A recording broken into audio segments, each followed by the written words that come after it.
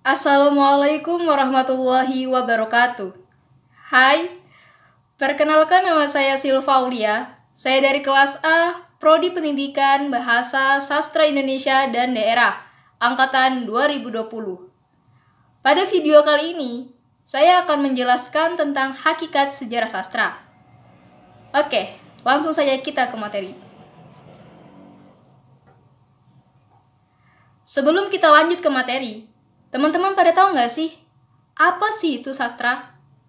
Sastra pada dasarnya merupakan sebuah ciptaan. Lalu, karya sastra itu apa? Karya sastra merupakan media yang menggunakan bahasa untuk mengungkapkan kehidupan-kehidupan manusia.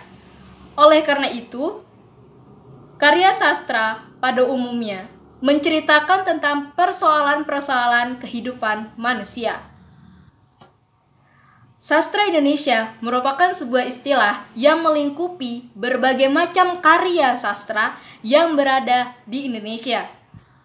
Sastra Indonesia itu sendiri dapat merujuk pada sastra yang dibuat di wilayah kepulauan Indonesia. Selanjutnya kita akan membahas tentang periodisasi sastra. Seperti yang kita ketahui, periodisasi merupakan pembabakan atau pengelompokan waktu. Jadi, dapat disimpulkan periodisasi sastra merupakan pembabakan waktu terhadap pengembangan karya sastra yang ditandai ciri-ciri tertentu. Oke, materi selanjutnya adalah tinjauan sejarah. Seperti yang kita ketahui, Kepulauan Nusantara terletak di antara dua samudra dan dua benua, yaitu benua Asia dan benua Australia, sementara samudra terletak di antara Samudra Hindia dan Lautan Teduh. Dihuni oleh beratus-ratus suku bangsa yang masing-masing mempunyai sejarah, kebudayaan, adat istiadat, dan bahasa sendiri-sendiri. Di abad-abad yang silam, beberapa tempat di Kepulauan Nusantara pernah berdiri kerajaan-kerajaan besar yang pernah berdiri di Pulau Jawa, Sumatera, Semenanjung Malaka, dan lain-lain. Contohnya seperti Kerajaan Majapahit, Kerajaan Sriwijaya, Kerajaan Sunda, dan lain-lain ialah nama kerajaan-kerajaan yang cemerlang dan besar pengaruhnya di Nusantara. Selanjutnya adalah perkembangan sastra. Pada abad ke-19, ada hasil-hasil sastra berbahasa Melayu yang tidak ditulis oleh orang-orang yang berasal dari Kepulauan Riau dan Sumatera. Bahasa yang dipergunakan akan sulit disebut dengan bahasa Melayu murni atau bersih.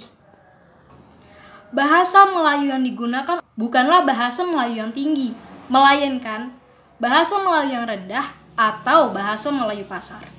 Hasil-hasil sastra Melayu yang ditulis dengan menggunakan bahasa Melayu yang tinggi juga bukan main banyaknya. Banyak hikayat, syair, pantun, dan karya sastra lainnya yang indah-indah dan sudah berabad-abad usianya. Oke, materi selanjutnya adalah sastra Indonesia dan sastra Nusantara. Yang pertama adalah sastra Indonesia. Seperti yang sudah dijelaskan di materi sebelumnya, sastra Indonesia adalah istilah yang melingkupi berbagai macam karya sastra yang ada di Asia Tenggara. Sastra Indonesia itu sendiri terbagi menjadi dua bagian besar, yaitu sastra lisan dan sastra tulis. Menurut bentuknya, sastra Indonesia terbagi menjadi 4 bagian, yaitu ada prosa, ada puisi, ada prosa liris, dan yang terakhir adalah drama. Yang kedua adalah sastra Nusantara. Nusantara merupakan istilah yang dipakai untuk menggambarkan kepulauan yang membentang dari Sumatera sampai ke Papua, yang sekarang sebagian besar merupakan wilayah kepulauan Indonesia. Kata ini pertama kali dalam literatur berbahasa Jawa pertengahan abad ke-12 sampai ke-16 untuk menggambarkan konsep kenegaraan yang dianut oleh Majapahit. Setelah 4 abad terlupakan, pada abad ke-20, istilah itu dihidupkan kembali oleh Ki Hajar Dewantara sebagai salah satu nama alternatif untuk negara merdeka pelanjut Hindia Belanda yang belum terwujud. Kini kita tiba ke materi terakhir, yaitu periode sastra Indonesia. Hingga saat ini, belum ada kesepakatan mengenai awal munculnya sastra Indonesia. Pembabakan atau periodisasi sastra disusun oleh para ahli sastra Indonesia menurut pandangan mereka masing-masing. Penyusunan sejarah memang tidak terlepas dari kepentingan dan sudut pandang. Namun, periodisasi yang disusun oleh para ahli sastra Indonesia sama-sama memiliki dasar argumen yang sama-sama kuat. Aji Prosidi membagi periodisasi sastra terbagi menjadi 2 kelompok besar, yaitu ada dalam masa kelahiran dan masa penjadian yang terjadi pada tahun 1900 sampai 1954. Dan yang kelompok kedua ada masa perkembangan yang terjadi pada tahun 1945 sampai 1969. Oke, kita masuk ke kelompok pertama, yaitu masa kelahiran dan masa penjadian yang terjadi pada tahun 1900 sampai 1954. Di kelompok ini terbagi menjadi periode 1933, di mana karya sastra didominasi oleh bahasa Melayu tinggi. Yang kedua itu adalah periode 1933 sampai 1942. Di sini muncul sejumlah sastrawan yang mulai memakai bahasa Indonesia. Dan terakhir adalah periode 1942 sampai 1945. Di sini angkatan yang muncul menjelang kemerdekaan Indonesia.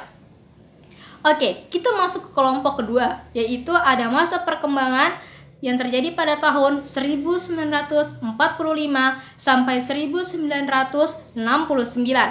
Di sini terdapat periode 1945 sampai 1953, di mana sastrawan lebih ekspresif pasca kemerdekaan. Yang kedua, itu ada periode 1953 sampai 1961. Di sini politik memiliki pengaruh yang kuat terhadap karya sastra pada angkatan ini.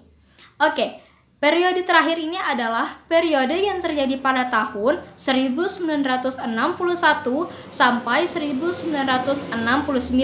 Nah, di sini sastrawan lebih banyak menggunakan konotasi agar terhindar dari pergaulatan politik. Oke, sekian materi singkat yang saya bawakan. Semoga dapat bermanfaat bagi yang mendengarkan. Terima kasih. Wassalamualaikum warahmatullahi wabarakatuh.